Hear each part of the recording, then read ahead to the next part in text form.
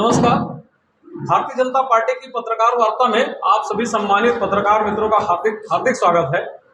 10 जनपद से कई तोते यहाँ पे आते हैं और जो राग उनको दिया गया है वहाँ ये लाग के जाते हैं। ऐसे ही एक महत्वपूर्ण विषय पर पत्रकार वार्ता लेने के लिए रायपुर भाजपा सांसद रायपुर सांसद श्री सुनील सोनी जी उपस्थित है। साथ में हैं भारतीय जनता पार्टी के प्रवक्ता दीपक मस्के जी। मैं सांसद महोदय से अनुरोध करूंगा कृपया पत्रकार वार्ता प्रारंभ करें। आप सभी को नवरात्रि की बहुत बहुत बधाई, बहुत बहुत शुभकामनाएं।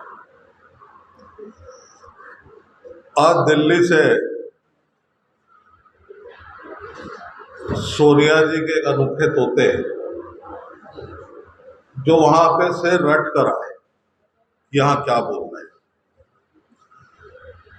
लेकिन मैं प्रमोद तिवारी जी से कुछ प्रश्न करूंगा कि छत्तीसगढ़ की जनता जानना चाहती है कि वो 16 लाख गरीब भाई बहन को मकान कब मिलेगा। छत्तीसगढ़ की जनता जानना चाहती है कि एक एडिशनल एसपी के कार्यालय के नीचे मल्टी पार्किंग में 6 साल की बच्ची की आबरू को लूट लिया जाता है। रक्षाबंधन के दिन मेरे मंदिर हसौद मेरे लोकसभा में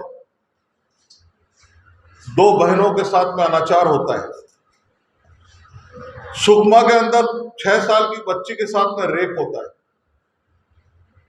और शिक्षक दिवस के दिन में शिक्षिका की आबरू को लूट लिया जाता है। कहां है आपकी कानून व्यवस्था? लोगों के अंदर में आक्रोश है। ये बात एक तरफ प्रधानमंत्री मोदी जी 1 नहीं 2 नहीं 3 टीके लगाते हैं। भूपेश बघेल अपनी फोटो टंगा देते हैं और अपराधियों को लगता है यहां पर कि मेरी सरकार है। इस बात को मैंने लोकसभा में कहा था कि जहां पे अपराधियों को संरक्षण देने वाली सरकार, माफियाओं को संरक्षण देने वाली सरकार, और छत्तीसगढ़ के अंदर में ऐसा कोई क्षेत्र नहीं है जिसको ना लूटा हो। रेत माफिया, कोल माफिया, शराब माफिया, गांजा माफिया, चरस माफिया, गोटान माफिया, यहां तक कि गोबर को नहीं छोड़ा। क्यों जवाब नहीं देते? प्रमोद तिवारी जी, आप छत्तीसगढ़ में आए, जनता पूछ रही है आपसे कि कैसा सुशासन था आपका, जहां पे अपराधी बेखौफ है, योजनाओं में घोटाला है और करोड़ों अरबों रुपया लूटकर अपने सोनिया गांधी जी और राहुल गांधी जी को, प्रियंका गांधी जी को खुश करना। इसलिए छत्तीसगढ़ की सरकार ने इतना बड़ा बहुमत नहीं दिया था आपको बहुमत दिया था इस बात के लिए कि आम आदमी के जीवन में परिवर्तन करने वाली आप क्या योजना लेकर आ रहे हैं। आपने वादा किया था नौजवानों को 2500 रुपए हम जो है वो भत्ता देंगे अगर रोजगार नहीं दिए। कैसे रोजगार की बात कर रहे हैं? जहां पर पीएससी घोटाले के अंदर एक गरीब आदमी अपनी जमीन बेच देता है, माता बहनें अपना गहना बेच देती है, पूरा धन समर्पित कर देते हैं अपने बच्चे को आगे बढ़ाने के लिए, और जब पीएससी का रिजल्ट निकलता है तो उसके अंदर अधिकारी और नेताओं के बच्चे पास होते हैं। 20 लाख नौजवान ये सवाल कर रहे हैं कांग्रेस पार्टी और पूछ रहे हैं कि हमको न्याय कब मिलेगा। कोई जवाब नहीं है। प्रमोद तिवारी जी, आपसे ये पूछना चाह रही है यहां की जनता कि सबसे बड़ा योजना प्रधानमंत्री मोदी जी का, जो बहनें हमारे गांव की 1 किलोमीटर 2 किलोमीटर दूर से पानी लाती है, बुजुर्गों की चिंता करना, बच्चों की चिंता करना, खाना बनाना, रात के सोती है, सोचती है क्या जीवन में केवल मेहनत करने के लिए? उसकी आवाज को अगर कोई सुना तो देश के प्रधानमंत्री नरेंद्र मोदी जी ने सुना, और देश का सबसे बड़ा बजट 3,60,000 करोड़ रुपया जो आज 5 लाख करोड़ हो गया। उसके अंदर में केंद्र का पैसा आने के बाद में ये सरकार टेंडर करती है और जब भ्रष्टाचार के आरोप लगते हैं तो ये सरकार निरस्त करती है। यानी हम भ्रष्ट सरकार है, आपने प्रमाणित किया है साहब। ये सवाल कौन पूछेगा प्रमोद जी मुख्यमंत्री से? हम हरा हरा देख रहे हैं, हम केवल ये देख रहे हैं कि वो लूट के कितना पैसा हमको दे रहे हैं। अन्य राज्य के चुनाव के अंदर में हमारी धन की पूर्ति छत्तीसगढ़ से कैसे होगी, इसके लिए प्रमोद तिवारी यहां छत्तीसगढ़ में आए। छत्तीसगढ़ के अंदर में इसलिए नहीं आए, उन्होंने एक बात को नहीं कहा और पूछ रहे भारतीय जनता पार्टी की सरकार के सामने में क्या समय में क्या हुआ।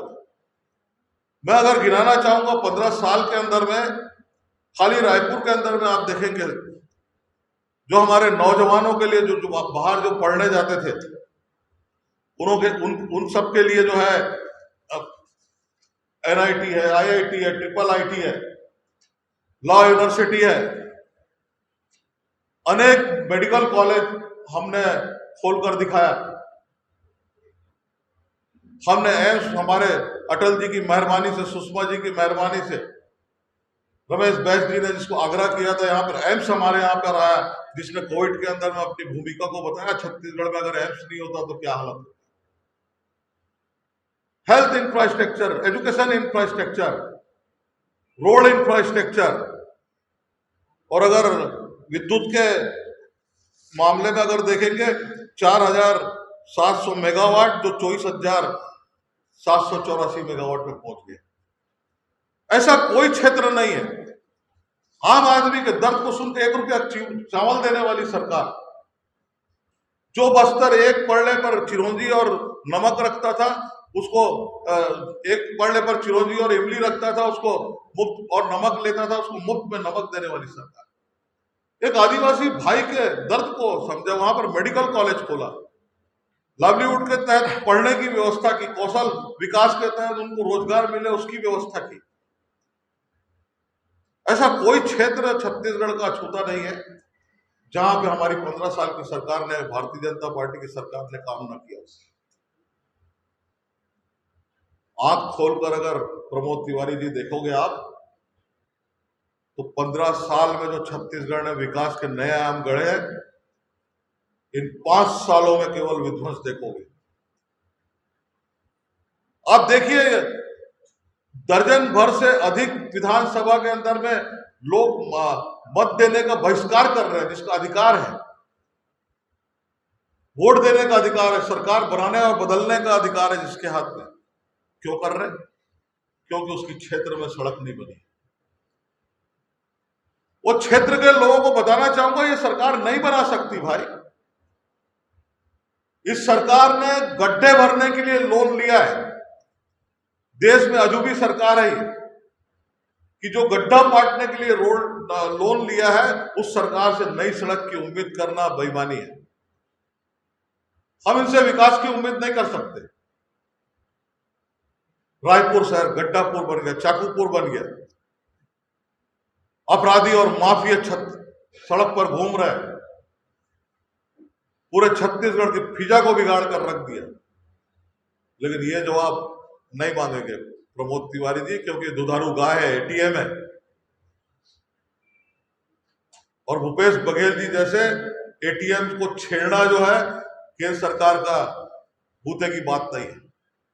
उनके अंदर में अहंकार और घमंड है। वो अपने केंद्रीय नेता को, किसी को कुछ समझने को तैयार नहीं है। अभी बयान दिया उन्होंने, भूपेश बघेल जी ने, कि मेरे अलावा स्टार प्रचारक कौन है। यह अहंकार और घमंड है। उनके सामने ना सोनिया गांधी जी है, ना राहुल गांधी जी, ना प्रियंका गांधी जी, ना खड़गे जी है। वो स्वयंभू नेता है। और जो स्टार प्रचारक अपने आप को कह रहे हैं, मुख्यमंत्री जी आज गांव के अंदर में बात करने लायक नहीं रहे, अपनी विश्वसनीयता समाप्त कर दी है। गांव के लोग इतने सवाल खड़े कर दिए कि आप जवाब नहीं दे पा रहे, अपने विधायकों को जवाब नहीं दे पा रहे। और जिस कांग्रेस पार्टी की प्रमोद तिवारी जी बात कर रहे हैं, इस टिकट बंटवारे के बाद में बिखरी हुई कांग्रेस को भी अपनी नजर से देख के दिल्ली जाना और बताना कि जिन विधायकों को टिकट कटे हैं वो कौन सी बोल रहे हैं। इससे समझ में आ जाएगा कि वो दिल्ली को सही रिपोर्टिंग करेंगे कि छत्तीसगढ़ के अंदर में भारतीय जनता पार्टी की बड़े बहुमत के साथ में सरकार आ रही है। नहीं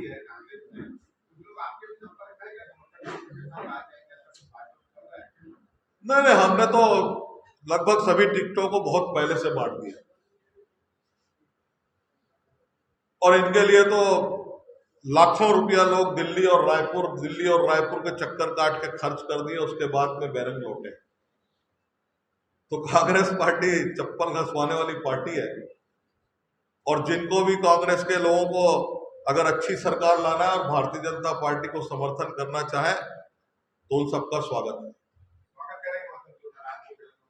हम नाराज और आज से मतलब नहीं है। जो इस सरकार को उखाड़ के फेंकने में, इस अहंकारी सरकार को गिराने के अंदर में जो लोग भारतीय जनता पार्टी का सहयोग करेंगे उन सबका हम स्वागत करेंगे।